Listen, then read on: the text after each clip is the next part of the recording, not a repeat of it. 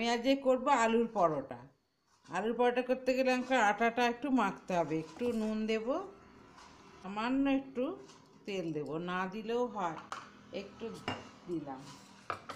দিয়ে আমি একটু খুব নরম করে একটা আটা মেখে রাখবো।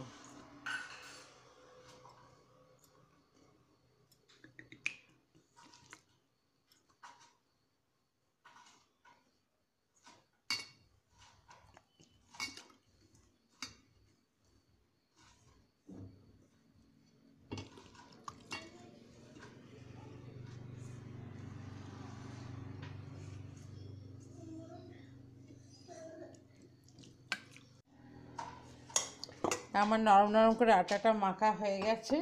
একটু তেল মাখিয়ে আমি এখন একটু আধ ঘন্টা 1 ঘন্টা যেন রেখে দেবো। দিয়ে তারপরে আবার একটু পরে ঠাসবো। ঢেকে রেখে দিচ্ছি, 1 ঘন্টা বাদে করব। সেদ্ধর মধ্যে মশলার জন্য আমাকে একটু এখন সেই মশলাটা করছি। একটু ধনে নেব, একটু জিরে নেব, 2-3টে শুকনো লঙ্কা। এটা শুকনো কলায় ভেজে এটা গুঁড়ো করে নাও। নিয়ে আমি আলু সেদ্ধর সাথে এটা মাখাবো। আমি এটা বন্ধ করে দিচ্ছি। এটা একটু ঠান্ডা হলে আমি এটা গুঁড়ো করে আলু সেদ্ধটা দিয়ে মাখাবার জন্য নিয়ে আসছি। আমি এই একটা আলু পরোটার সাথে খাওয়ার জন্য একটা ডিপ তৈরি করছি। দেখো, একটু পুদিনা পাতা 1 মুঠ, একটু ধনে পাতা 1 মুঠ, বেশি বেশি দিতে হবে না, অল্প দিলেই হবে। আর একটু কাঁচা লঙ্কা,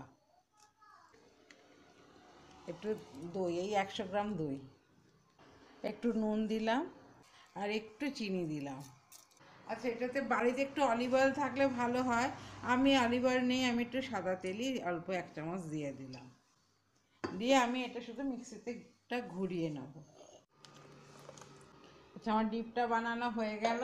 এটাতে শুধু একটু অল্প একটু এমনি দইটা তো টকই, আর একটু লেবুর রস দিয়ে দিলাম ফ্লেভারের জন্য। তাহলে আমার এটা হয়ে গেল। তো এবার আমি আলুর পরোটাটা করব। আমার আলু সেদ্ধটা মাখা আছে, এর মধ্যে আমি নুনটা দেব আন্দাজ মতো, আর দেব হচ্ছে একটু পেঁয়াজ কুচানো। ব্যাস, মশলাটা করলাম। মশলাটা আমার কিন্তু পুরোটাই দিতে লাগবে। আর দেবো একটু কসুরি মেথি।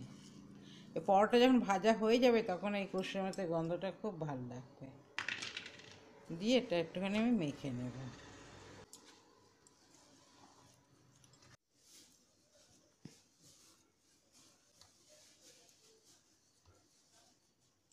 এই আলুর পরোটাটার আলুটা যত বড় গোল্লা হবে আর আটাটাও তত বড়ই গোল্লা হবে।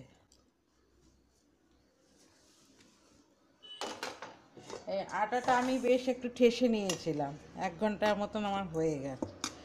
এবার খুব নরম নরম আটা মাখা হয়েছে। এবার এটাকে কি করব, আমি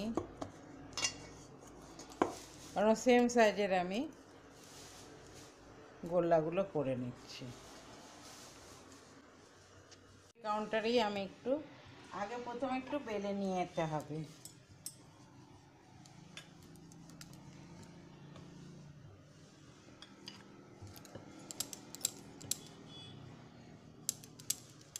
এরকম একটা রুটির মতন হলো, মোটা একটা।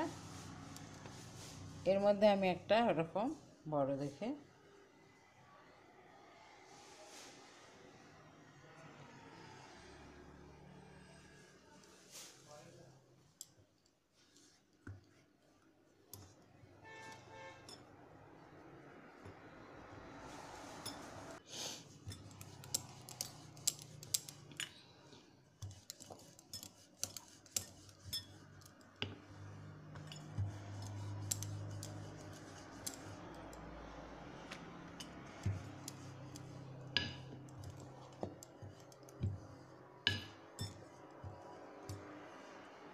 বেশ একটা এমন করব পরোটা এগুলো হয় একটা খেলেই পেট ভরে যায়।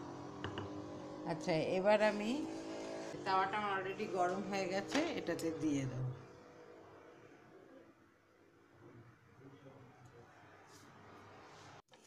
এই আগে পুরোটা ভালো করে এমনি সেঁকে নিতে হবে।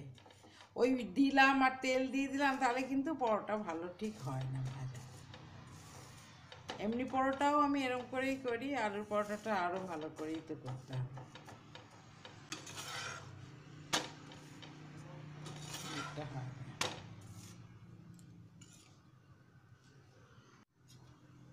এবার একটু আমি তেল দিয়ে দিচ্ছি।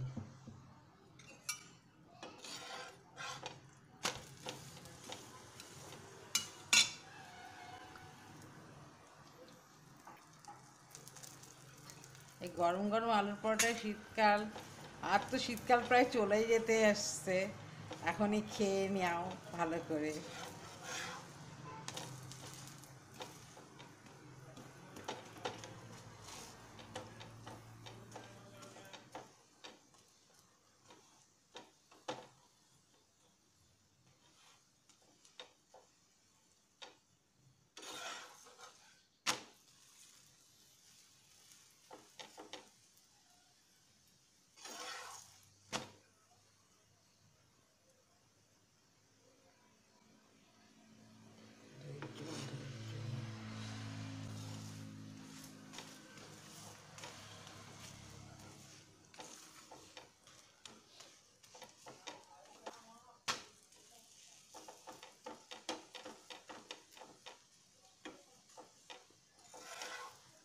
হ্যাঁ, আমার এবার হয়ে গেছে।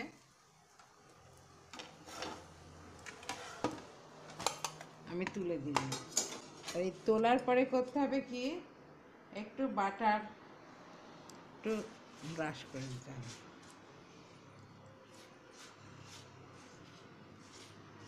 আর আমি এই একটু ডিপ দিয়ে এটা পরিবেশন করে দিলাম। দেখো তোমরা করো, খাও, কেমন লাগে খেতে, কিন্তু গরম গরম ভীষণই ভালো।